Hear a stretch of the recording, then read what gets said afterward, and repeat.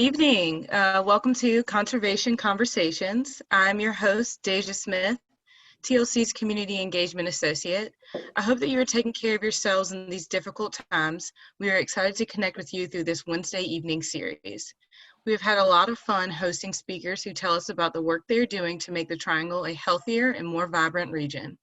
You will also have an opportunity to connect with the speakers through the Q&A button on the bottom of your screen. You may also send us questions via email to advancement@triangleland.org. Please note that TLC staff and guest speakers are logging in remotely, so bear with us as the internet might be slower than normal. You may also hear an occasional dog bark or cat's meow, children, partners, or roommates' voices. Since 1983, TLC has, with thousands of members, protected over 20,000 acres of land and 141 miles of stream across Wake, Orange, Durham, Johnson, Lee, and Chatham counties. Our work is possible because of the support of members like you and our sponsors. TLC operates 6 public nature preserves across the region with 35 miles of trail, as well as 1 private preserve and 1 we hope to open soon called Williamson Preserve. As we're learning a little bit from Betsy, the Mountains to Sea Trail spans across the state of North Carolina, crossing through some of TLC's owned and eased properties, including Williamson Preserve. TLC is working to secure property and easements along the Mountains to Sea Trail from Orange to Johnson counties as it passes through the Triangle. Through the Watershed Protection Program, projects help protect the water quality of Falls Lake and will help provide future connections to the Mountains to Sea Trail and neighboring communities. Joining us tonight is Mountains to Sea Trail's Outreach Manager, Betsy Brown, and TLC's Director of Advancement, Christine Wilson, and her family. In 2015, Betsy helped organize Friends' annual meeting and the Trail Town Conference. She has worked in the music and outdoor industries in New York and Washington, D.C. as project, events, and marketing directors with companies including Cat's Cradle, Yep Rock, Merge Records, Snow Sports Industries America, and Mammoth Records. She received a BA in Journalism and Mass Communications from UNC Chapel Hill. Betsy was born in Greensboro, and she and her husband, Doug, live in Raleigh with their 2 children. Betsy, the floor is yours. Thank you, Deja. And first, I really want to say thank you to TLC. Oh, there goes the dog right on cue. To TLC for having me. I'm really excited to do this, and I really want to, first of all, appreciate what the Wilson family is doing. I grew up in North Carolina. Mostly an indoor kid. Sure, I was outdoors in creeks and running around, but I did not start hiking or doing what I do now until later. And so I'm a bit envious of your early start. And just to kind of dive right in, I wanted to mention right off the bat that most of the Mountains to Sea Trail is still currently open. I'll show you where you can look on our website to see where you can and can't hike right now, but as long as you're following safe hiking practices, you should be able to enjoy the trail. Hang on, my thing is not advancing. Sorry about that. There we go. The Mountains to Sea Trail is an 1,175-mile trail from the mountains to the sea. We start at Clingmans Dome in the Smokies and finish up at the highest peak in Jockey's Ridge on any given day. We'll take a quick look at the path of the trail. You can see we start in the west at Clingmans Dome, right on the border with Tennessee. The first 4 miles are the same as the Appalachian Trail, and then we veer off. On this map, the red is where you're on a natural surface footpath or a beach or a non-paved forest road or greenway. The black is where we have connecting road segments, and the little dots that are harder to see are where we envision a trail will go eventually. A great resource on our website is our Google Interactive Map, and you can zoom in and out wherever you are, and you can overlay things like parking and trailheads and even photos from along the trail. So this is just a quick look so you kind of have your bearings about where we're going. Through here, we're really lucky. You can see we have a long, long stretch of uninterrupted trail, about 105 miles in the area here. And then when you come down into the southeastern part of the state, there's an optional paddle route through the Neuse River. And then this newer section of trail where we've had an additional route added to the trail through here. You also take the ferry to Ocracoke and the ferry to Hatteras. So there's not many hiking trails where you get to take 2 ferries. When you're on the trail, you experience wildness. And this is a shot near Mount Mitchell. Wildlife, and here's one of our happy little tree frogs. Small towns. This is a Glencoe, which is right near Burlington on the Haw River. Historic sites, and this is a shot from Bentonville, and I've been there twice, or I've been there more than twice, but 2 of the times there have actually been reenactments going on, and there have been cannons and horses and all sorts of things. So it's kind of a different hiking trail in those days. You'll find places to learn about nature and history and the people who call North Carolina home. And in case you don't have great resolution, this is Doug. He wants you to know that this is not Burger King. You don't get it your way, you take it my way, or you don't get the bleeping thing. And one thing we hear so much from people who hike, either in sections or the whole thing, is how much they enjoy getting to know the people of North Carolina. When you slow down and don't drive through a place, you really walk, you get to know people you wouldn't get to know ordinarily, and you realize how special the people of North Carolina really are. The trail is primarily a natural surface footpath, and it stays that way because of our amazing volunteers. On the left here is Jo Perry. She's out blazing a tree in Falls Lake. She's got her paint bucket and a sponge dauber. In the middle is a great crew who helped put together a really complicated bridge build out on Falls Lake, and many of you could have hiked past this this bridge on Falls Lake. And in the upper right are volunteers in the mountains who are doing some pretty heavy rock work. So it takes all kinds of skills to keep the trail built and maintained. Where we're not on a natural surface footpath, we use connecting road stretches to connect the bits of trail. And we usually always try and look out for a spot that's got a big shoulder or a road with not much traffic. There could be hiker services along the way, like a spot to fill up your pack with food, or a place to camp, or other things. So we're really not going to send you down the highway unless there isn't any choice. We also have an alternate paddle segment that goes on the Neuse River.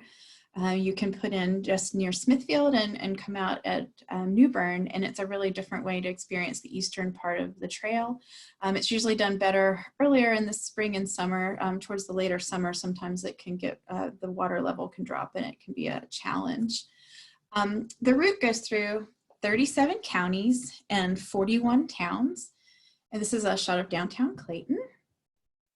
And thousands of people enjoy the MST every day. And right now, a whole lot of folks are enjoying the MST every day. We're hearing of pretty packed trailheads and spots, but it's a great way to get out and enjoy nature right now, especially. And these are some shots from some everyday folks out hiking. Most are people, again, who are out for a couple hours, or who go out for a weekend hike or backpack. This is one of our more famous hikers.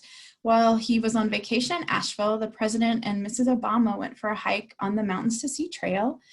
This was the official White House photo that day, and we will forgive them that they are not following proper hiker etiquette. The people going uphill have the right of way, so hopefully they'll come back and we'll set them straight. But this was a really fun surprise for us.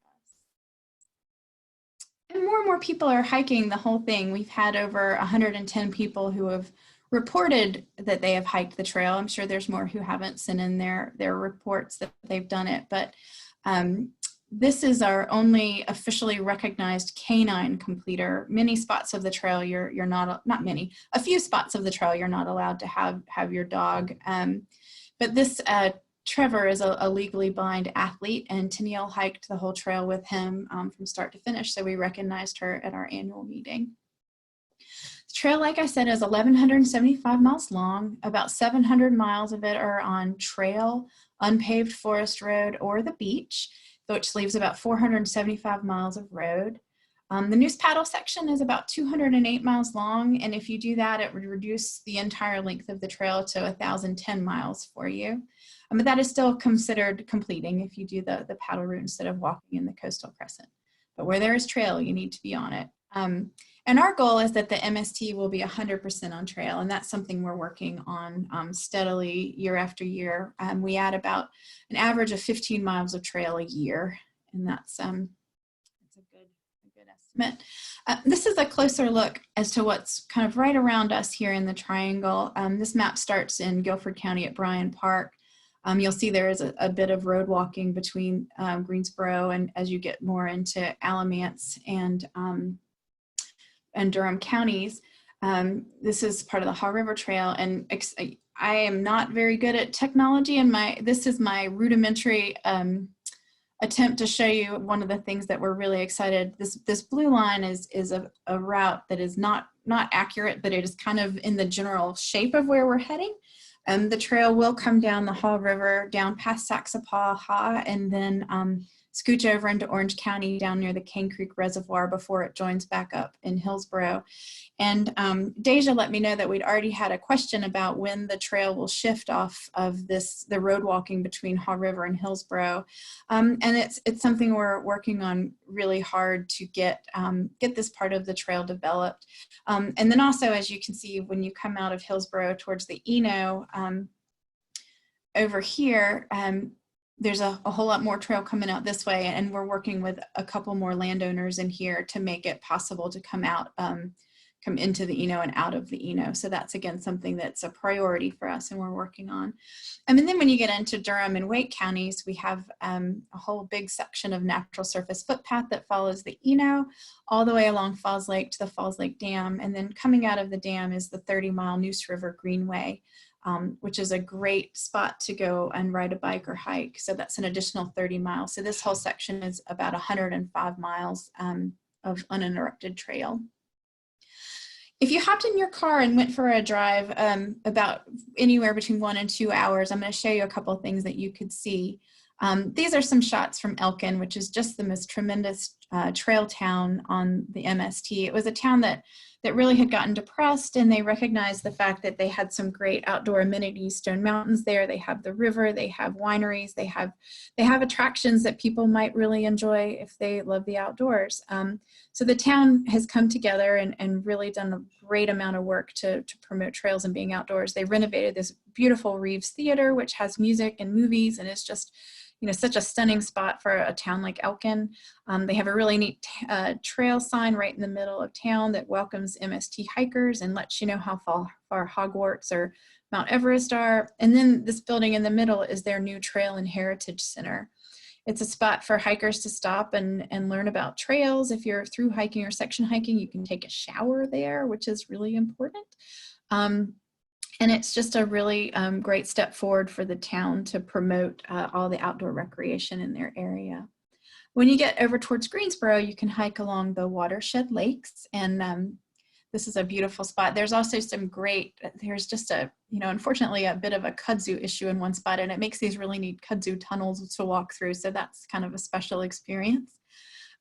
This is a shot of the Hillsboro River Walk. If you wanted to spend a day hiking the trail around Hillsboro, this is a really great way to do it. The trail connects from Occoneechee Mountain just past Occoneechee Speedway all the way out to 70. And you can hike from one end to the other, stopping in Hillsboro to pick up, either have lunch in one of the restaurants or pick up something from Weaver Street Market and just enjoy the town at a leisurely walking pace. It's a beautiful connector, and it's always popular with both residents and folks who come visit. These are some shots along Falls Lake, some big, beautiful tree, which has since split, but it is just a great place, and we're so lucky to be so close to this much trail. And this is one of the really neat suspension bridges along the Neuse River Greenway. If you've not been out that way before, it's kind of an unexpected surprise to come across a bridge like this out in eastern Wake County on a greenway, but they're lovely. If you drive a little to the southeast, you hit the Carolina Bay area, and there's these just really neat oval lakes that they're still debating how they formed, but they're just really neat, and it's something it's something different from up here. You go a little further, and there's some longleaf pine savanna like this one. This is in Holly Shelter, which is right near Surf City, and just a beautiful place to hike.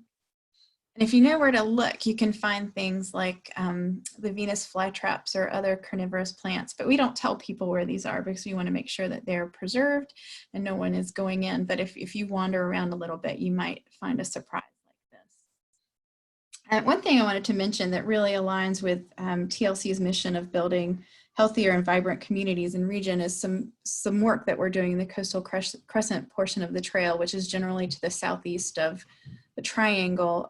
In 2018, we completed a strategic plan looking at areas where we could build trail relatively quickly down in this area. And I'm just going to give you a quick look at a few things we're working on. So, you know, within a couple more years, there'll be some really neat places to hike just in an hour or two from the triangle.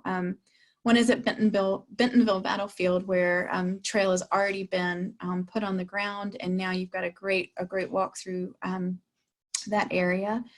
The second is a spot where our Coastal Crescent project manager has been working incredibly hard, and that's Roseboro and the Pondberry Bay Preserve. There's some existing abandoned railroad line through downtown Roseboro that we're hoping to connect into the Pondberry Bay Preserve, creating a great trail for the people of Roseboro and a really neat section for the MST. We're also working hard in the Bushy Lake State Natural Area, which is here number 3. The 3 lakes, this is where White Lake connects into Singletary Lake, and it's a great spot where we should be able to get a large stretch of trail connected within a couple of years. And we're working here where there's an abandoned levee where we can possibly add trail along that. And number 6 here is a really neat thing that we've already got going. When you're hiking through here, you can work with a trail angel who's more of a river angel. You let them know in time, they'll help paddle you down the northeast Cape Fear River, and then you'll avoid a fair amount of road walking. Whoops. Holly Shelter Game Line is another priority spot where our Coastal Crescent manager is working to reroute some trail and build a visitor center and all sorts of really great things that would help with Pender County and getting people hiking. And then lastly, we're working with Camp Lejeune to potentially build trail along a very infrequently used rail corridor. So how does the trail work? The MST is a state park. We work with the state park staff on routing and grants and all sorts of other things, and they're a great partner. But it's a funky state park because it doesn't have a boundary. Like if you went to, River State Park, when you're in the park and when you're out. But a trail is a linear park, and you don't have boundaries like you do for a normal state park. So as soon as you're on any bit of land that's owned by any number of landowners, that's who we're working with. We work with more than 70 different segment managers, and they help us determine what the trail is going to be like where they are. If they want a greenway, then they'll work to have funding. If they want to have horseback riding, then that's up to them, and we work with them really significantly. And then there's us, the Friends of the MST. And I just wanted to take a minute to mention, how we work with our great partners, our land managers like TLC. A couple spots of interest: the new Williamson Preserve that they're working on in eastern Wake County backs up to the MST, and we are working to have camping there for segment and through hikers, which will be a great addition for our hikers. Another one is the Brogden Bottomlands, which is the newest purchase by TLC. It's 1,120 acres just east of Smithfield, and it has 2 miles of frontage along the Neuse River, and that could potentially be a future route of the MST, which is a really exciting development. And then, as I mentioned, in Southwest Orange County, it's another priority area for TLC, and it's an area where we're working hard. So just knowing that there's other people advocating and working on easements in that area, we can really rely on each other to advocate for each other. And then Friends. So we are a nonprofit. We have a volunteer board and a really small staff, but we have a huge number of wonderful volunteers, and our volunteers build and maintain the trail. Of the 700 miles of trail, they maintain 530 miles. And in 2019, they put in 35,000 hours of work, which is huge. The trail would not exist without our amazing volunteers and our task force leaders. We are also the primary source of information about the trail, both online and in print. So we have a great website I'll show you in just a minute. And we put out trail guides to help you print it, both downloadable and in hard copy. And we also raise money and advocate for the Mountains to Sea Trail and for trails in general in the state of North Carolina. So hopefully now you want to go out and hike. How do you go hike on the MST? We have spent a lot of time working on our website. And this is the home page. If you go to mountainstoseatrail.org, you'll see right here on the green, there's a place you can click to see what the guidelines are, where things are open and where things aren't right now. That information is also available right here under trail updates. So that'll help you know if there's a new bridge, if there's new camping, if the water is really high someplace and you can't pass, but it also is keeping track of what parts of the trail are open or not. So when you go to this page and you click on the trail, the interactive Google map is what I was talking about before. You can zoom in and find out all sorts of information about where you want to hike. Why my cursor keeps disappearing. And then the trail segment section, if you click on that, you're going to go to a page that looks like this. The trail is divided into 18 segments, and we have the alternate paddle route. And you can see that they're numbered from west to east. If you were to scroll down a little bit further on this page, you'll see this layout where you can sort by activities you might want to do on the trail or by segment. And if you get an overview of the segments and beautiful shots from each one that hopefully will entice you to want to go hike. If you click on one of the segments here, you get a great summary page. So this is segment 10, which is close here to the triangle. It lets you know it's 78 miles, it's easy to moderate, and it also reminds you again to check the trail updates before starting your hike. So if something has happened, you will know to avoid that. This orange button right here is important. This is where you can download the trail guide, which will give you all the information you need to hike the trail. In this segment, we actually have some day hikes. And then if you scroll down a little further, there is a map of the segment. And if you scroll down to the bottom of the page, there's information about an app that is produced by REI, one of our great partners. It's an app you can download. It's GPS based, and you can use it to help you stay on the trail. It really is a real-time tracker. If you get a little turned around, it can help you get sorted, but that's something you have to download. But most importantly, that's where you can find the information about how to hike the trail. If you click on that download trail guides, you're going to get fill out a little form, and then you can download a trail guide by segment. And those trail guides give you everything you need to know to hike. In the beginning, there's a great description of the section. It can tell you where you can hike, where there's water, where there's bathrooms and food, and if we share the land with game lands, if there's hunting happening, if you can ride your bike, if you can have your dog or not, if there's a vineyard nearby, which is always helpful. But most importantly, it gives you the primary parking locations, your elevation profile. If you are concerned about elevation, those are only in the western segments. And I think Sadie and Claire know a little bit about that. And then east and westbound turn-by-turn directions with icons. So if you want to go east or west, it will give you information with mileage. There'll be a little picture of a water drop if there's water, a bathroom, or a tent if you are looking for those things. They're really, really great. If you don't want to download them, they're also available in bound guides on our web store, a mountain, a Piedmont, and a coastal plain and Outer Banks region. So that takes all those individual downloads and puts them together in a book. And if you're a paper person and you want a book, that's where you'll find that. But what if you don't want to hike the whole thing?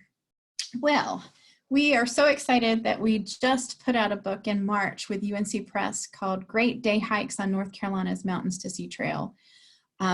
This profiles 40 hikes from the Smokies all the way to Jockey's Ridge that will give you a great taste of what the Mountains to Sea Trail is like. The hikes range from 0.7 miles of a paved track to 8 miles of a really strenuous hike, but this will really show you what it's like across the state. The book is beautifully written and edited by Jim Grody, who's our trail resource manager, and it is really a great way to learn about the trail. And if you're so inspired, we started a 40 hike challenge. If you can hike all 40 hikes in the Day Hike Guide in the next 3 years, you'll get a super cool patch from us and the bragging rights that you hiked about 140 miles of the MST in 3 years. We have a web page up. There's a challenges tab on our homepage, and if you click on that, you can get right to this. There's a great checklist so you can keep track of which hikes you've done. And we also even have a shirt if you get excited and want to get dressed up to go hiking, so people know what you're doing. And lastly, we've had a really great serendipitous thing happen. Last year, we had this beautiful cover story in Our State magazine, who is such I mean, I can't say enough about Our State. They're such a beautiful publication, and they really celebrate all that's great in North Carolina. The author of this, Jeremy Markovich, came to us last year and suggested doing a series of podcasts on the Mountains to Sea Trail. And those have just started hitting. 2 episodes are out. The first one, I think, is just a fabulous introduction to the history of the trail. You can learn all about Howard Lee, who first proposed the trail in 1977, and how he got involved in North Carolina and politics, and why he thought it was so important for there to be a trail like this in North Carolina. These are both available on, or these are on our website as well, or wherever you find your podcasts. And lastly, if you've got any questions, use that little question box down below. I will answer questions when we're done hearing from the Wilsons. And this is just a shot from a really fun day that I had when I was out hiking on the Outer Banks. I was doing about 18 miles. And in that 18-mile section, I ran into 3 hikers, which is funny because it was January, it was cold. One I ran into right at Cape Hatteras Lighthouse in the woods there. Then I'm walking this very long straight section south of the lighthouse going towards the ferry, and I ran into this neighbor of mine, Dan, who was finishing up his segment hike. And then another girl was 5 miles away from completing her through hike, and I saw her on the Highway 12 hiking with poles. And you know, if someone's hiking on the Outer Banks with poles, they're serious. So in a 24-hour time frame, I ran into 3 completers of the MST from last year. So you never know who you're going to run into on the trail or what you're going to see. But thank you so much, and I'm really looking forward to hearing from the Wilson family as to how they're experiencing the trail. Thank you, Betsy. Again, as she said, if you have any questions, please put them in the Q&A section. Next, I'd like to welcome Claire, Sadie, Christine, and Jeff Wilson.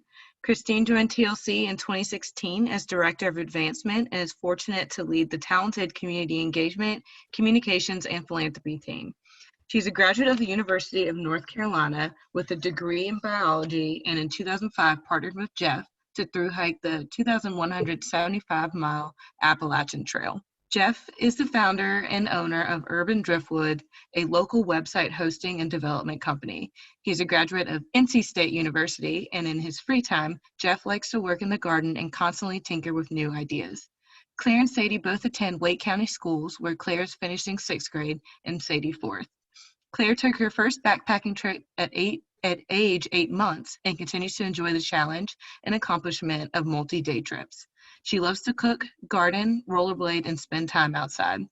Sadie took her first backpacking trip at 6 months and has willingly followed her big sister and parents ever since. She is a talented artist who loves drawing and architectural design, bold colors, and vegetables of all shapes and sizes. Wilson family, the floor is yours. Thank you, Deja. Betsy, we loved your presentation, and we're excited to learn more about the 40 Hike Challenge. We maybe have accomplished a few things on that list.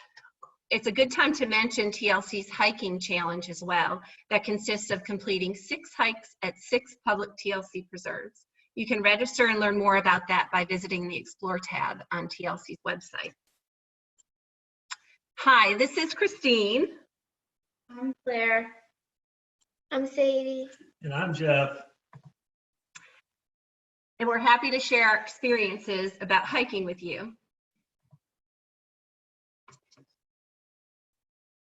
Today we'll be talking about how it all began, preparing for the MST, including gear tips, guidebooks, planning, shuttles, footwear, clothing and packs, shelter and sleep systems, food and water, and our favorite splurge items. Next, we'll be talking about scenes from the MST Section 4, including gorges, peaks, and waterfalls. And lastly, we'll be having questions and answers. Thanks, Claire. Jeff and I were fortunate to have an opportunity to thru hike the AT in 2005. The trail taught us perseverance, tenacity, flexibility, and above all else, that time in nature positively affects the mind, body, and soul. We very much enjoyed our time walking, camping, and spending time in nature, and wanted to share these experiences with our children. Claire was born in 2007, and soon after, we began researching carriers and backpacks. At the time, it wasn't too easy to find one with a large storage area, a flexible torso, and comfortable seating, but we were pleased to find this excellent pack by Sherpani. I think this one's still available, but there's lots to choose from now. Jeff and I wanted to make sure we could carry all the gear and food we needed for a several-day backpacking trip. Claire took her first trip in the spring of 2008 and rode along for many more. She's always been an excellent adventurer. Here we are, fully loaded, Appalachian Trail in the summer of 2008. She took several trips with us as we completed South Beyond 6,000 hikes, like this one up Silo Knob in the Black Mountains. Hiking was a full family adventure, which included trips with my mom, Carol. Here in 2009, I was pregnant with Sadie when we walked through Grayson Highlands along the AT. Claire was getting a little bit heavy, but the adventure left memories for a lifetime. After our first attempt at backpacking with Claire and Sadie, we quickly realized that our approach had to change. The kids enjoyed the trip, but Jeff and I couldn't carry them and all the gear we needed.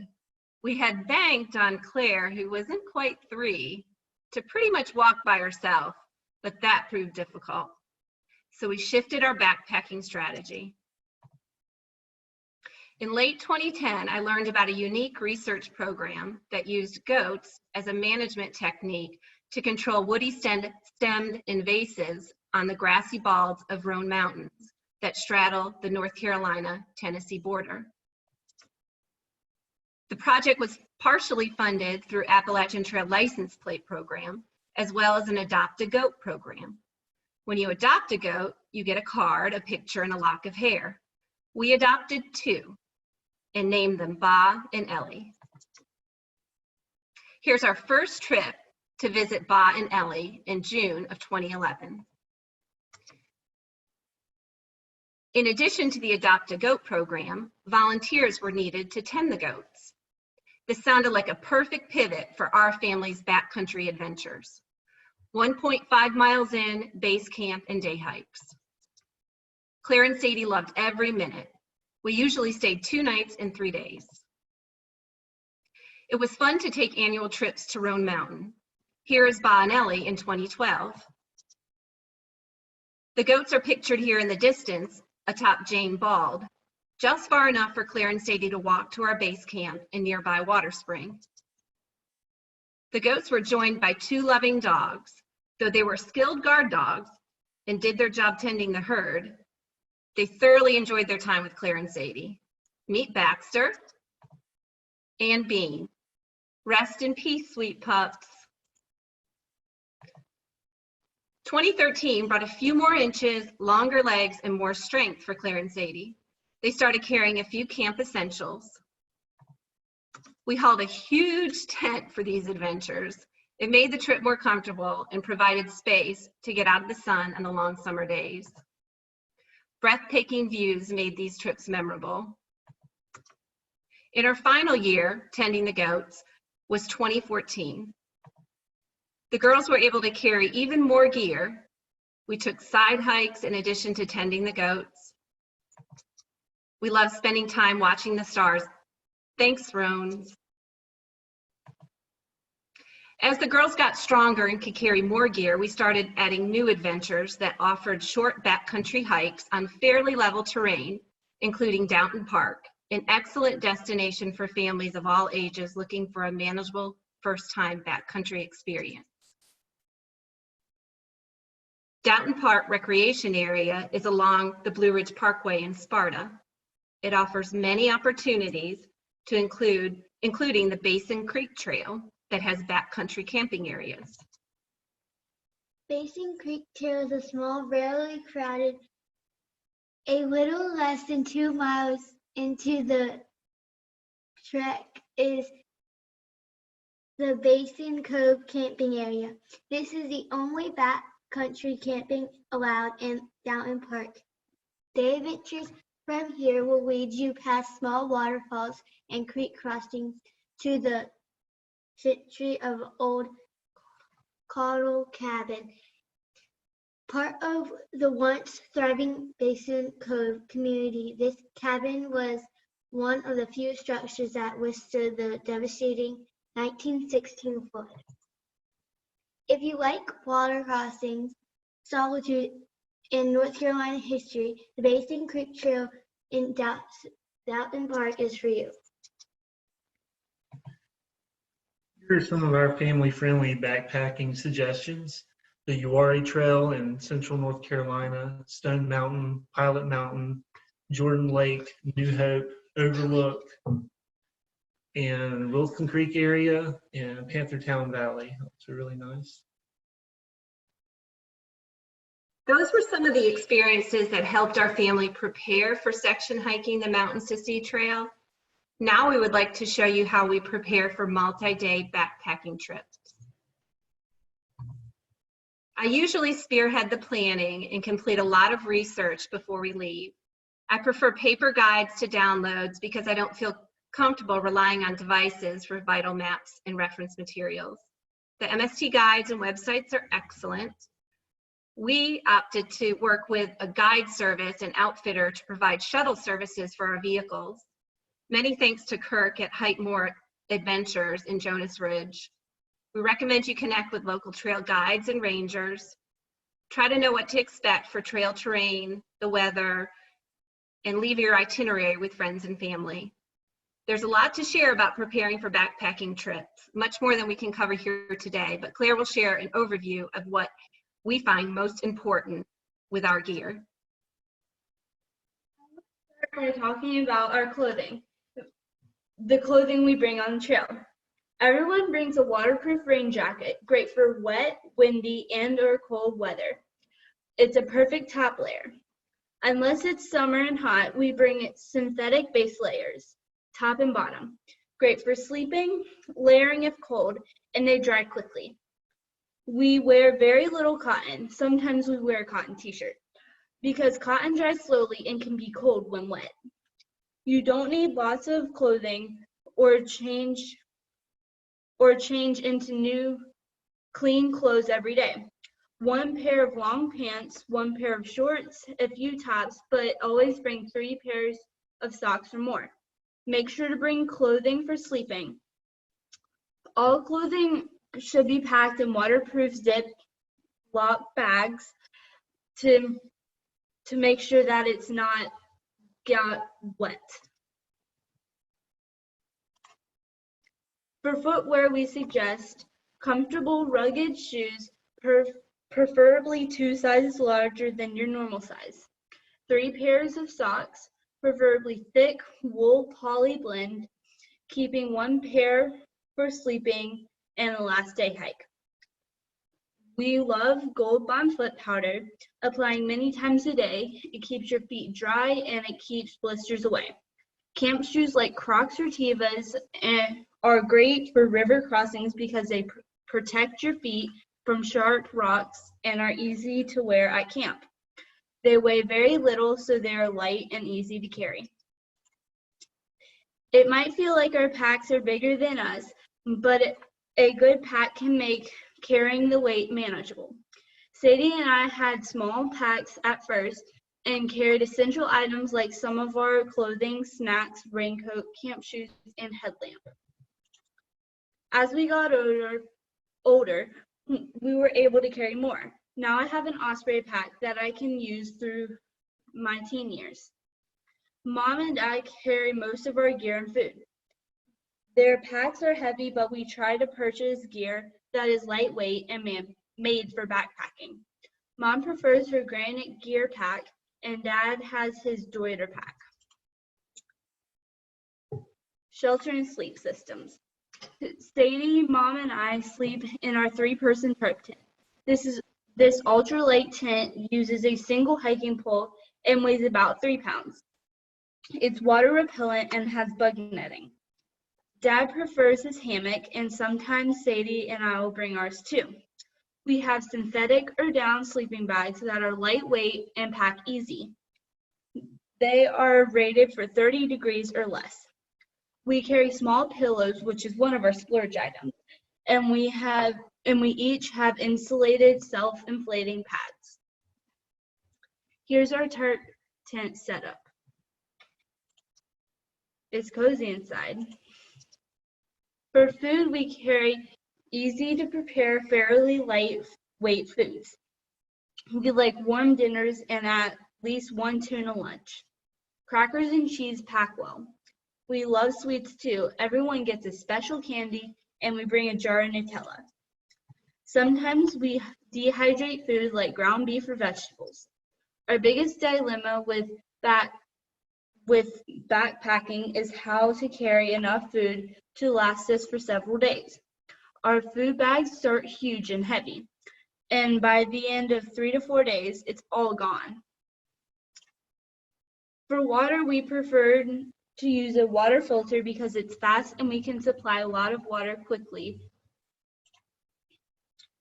We each carry a hydration bladder like a platypus because it makes it very easy to drink water regularly. It helps to prevent dehydration. Sadie and I have 1-liter bags. Mom and Dad usually carry 2 liters. Everyone needs to splurge, especially on long, strenuous hikes. Here are some of our favorite splurge items. I like Nutella, and a game of Uno or a card game, and of course my pillow. I like to bring along ground coffee and my coffee press, plus a paperback book and a camera. I like to bring my drawing utensils like coloring pencils, notebook, and markers. And I like my portable chair. As I've gotten earlier, it makes hanging out at camp a lot more comfortable. I also like a pillow and my MP3 FM radio player. That's an overview of our preparation and gear. Now let's see scenes from our segment 4 MST hike. So far, our family has hiked just over 10% of the trail, or 125 plus miles, through backpacking, day hikes, bike rides. Plus, we've just finished 1 segment. Our segment 4 adventure began in 2018 with a 30-mile point-to-point walk featuring Linville Gorge. We worked with Kurt at Hike More Adventures, who provided us with services to shuttle 1 car to the end point. Setting out hiking east towards the Linville River and Gorge, this section was highlighted by a beautiful trail winding through the forest and along the woody roads. The first night we camped near the Catawba River and crossed it the next morning. Water and campsites are pretty abundant on this section, offering plenty of choices to break up the difficult climb. It was early spring, so the trees didn't have many leaves, which gave us great views, but we had steep climbs. It was hot walking through exposed areas burned by wildfires, but our campsite was nestled in the rhododendrons. Today we were headed to cross the Linville River and hike up the other side of the gorge. Beautiful views of the gorge and Lake James. Crossing the Linville River, we were there on a calm, sunny day, but this river is 60 yards wide and can be dangerous if it is high water. We made it across safely. The trail begins a steady and strenuous climb up the ridge that becomes Short Off Mountain. We're almost there.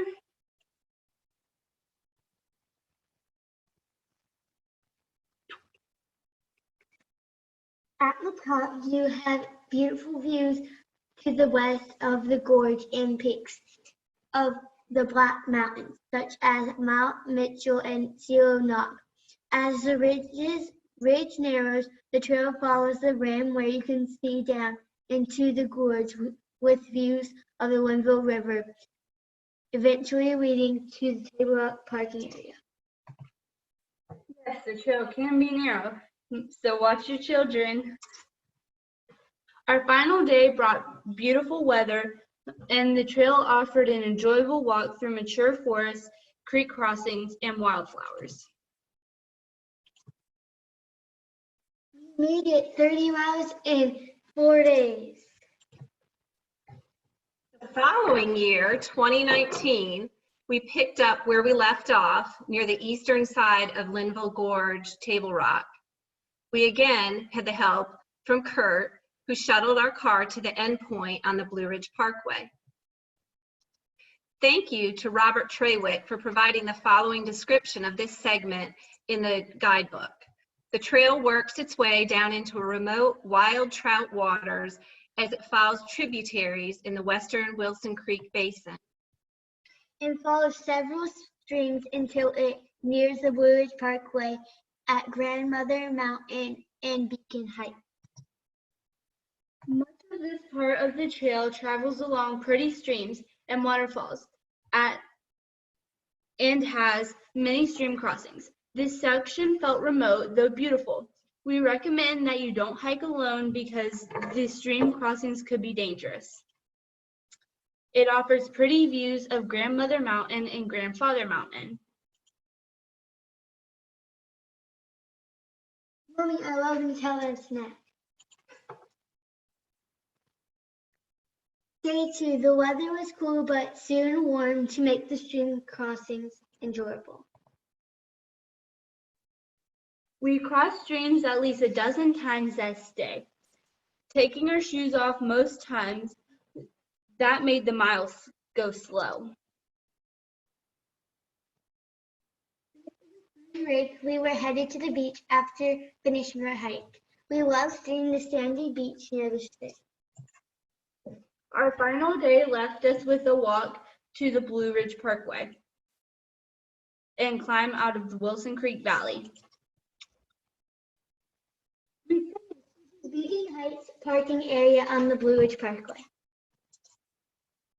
Our last hike to complete segment 4 took place about 6 weeks ago, just before the stay-at-home order. We had planned another spring break hike, so we pushed up our schedule and accomplished this section of about 20 miles. We hiked west from Highway 221 to the base of Mount Mitchell. Here we are, the same parking area as 2018, just a bit taller. Well, Sadie and I are. This section offered woodland trails and time to time old logging roads. We found it challenging to find water and camping spots, so we ended up hiking one really long day, almost 15 miles. The first night we camped at a spot without water, so the next day Dad found a side trail several miles ahead and led to some water. The trail followed the Blue Ridge Parkway for several miles, but it was hard to find a good place to camp. We made it to Neal's Creek at 9 p.m. We were so hungry and tired. We hiked by headlamp, but when we awoke the next morning, we loved the area and decided to stay there for an entire day, a 0 day, just to relax. This might look like cat food, but it was so tasty. It's mashed potatoes with bacon, tuna, crackers, and veggies. Just relaxing and fun. The walk from Neal's Creek was fairly level and easy, just 1.8 miles to the South Toe Trailhead and the end of segment 4. We had originally planned to hike up Mount Mitchell and several more miles to where our car was parked at Craigie Gardens, but we ran out of food and felt the need to get home because of the impending stay-at-home orders. Our Nana came to pick us up. Thanks, girls. Great job. Our adventures wouldn't be possible without the hard work and dedication of the staff and volunteers of these fine conservation organizations. We're proud to be members of each and to support their efforts. We really encourage you to do the same. This sign hangs in my office. We hope you will walk with the dreamers, and Jeff and I wish to thank Claire and Sadie for going along with us as we follow our dreams to spend time in nature. We're so proud of your hard work, girls, your willingness to try new things and take on challenging adventures. Here's to the next section. Thank you for spending time with us this evening. Now we are happy to answer your questions. Thank you, Wilson family. That was a really great presentation. I just want to remind everyone that we will be linking all resources from both presentations to the thank you email that you guys will be receiving tomorrow. So we have time for a few questions. So this first question, I believe, is for the Wilson family. On section 4, was the Mountains to Sea Trail well marked, or did you have to navigate with a map on some parts of it? It was well marked. There were a few times that we sort of didn't know where we were going, but I did feel like it was really well marked and we could tell where we were going most of the time. And we follow, what, white circles? Yes. Yes. Sometimes it was like a few, like maybe rarely like a mile without one, but sometimes like half a mile and then like you see one. Keep on going down the trail that looks like it's a trail. So another question, Betsy, this is for you. Are some of the new trails that the state is building in the Cane Creek area going to be a part of the MST? That's a good question, and I don't know the answer for that one. I texted our director while we were talking, and I didn't get a text back from her about that one, and I'm hopeful that we'll can find out the answer. You can get my email, and I'll try and have that for you. Right. So Claire and Sadie, this one is for you. So far, what are your favorite places to hike? I would have to say mine would be the Greenway and the MST. Yeah, I'd have to agree with that. Most of the time it's pretty easy and it's not that strenuous, but sometimes it does get hard. But I do think that our favorite places to hike would definitely be like on the Greenway, maybe biking, or hiking on the MST. Good. And then I have one last question. What do you wear to cross creeks and stream? Do you guys choose to do Crocs or barefoot, Chacos? Which one works for y'all? Well, usually what we do, we take off our socks and we put on our Crocs and like roll up our pants if they're long pants. And we put our sneakers like tied onto our backpack. And then we cross the stream, and then when we're on the other side, we dry our feet and put on Gold Bond foot powder, and then we put back on our shoes. We love Gold Bond, you can tell. Sponsored by Gold Bond. Awesome. Well, thanks guys so much for being a part of this wonderful Adventures on the MST hike tonight.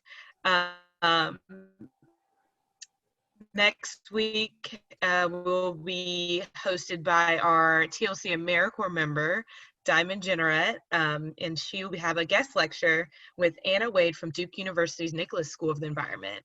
Anna studies the impact of land use legacies on soils. Her research includes a study on historic lead contamination in Durham soils.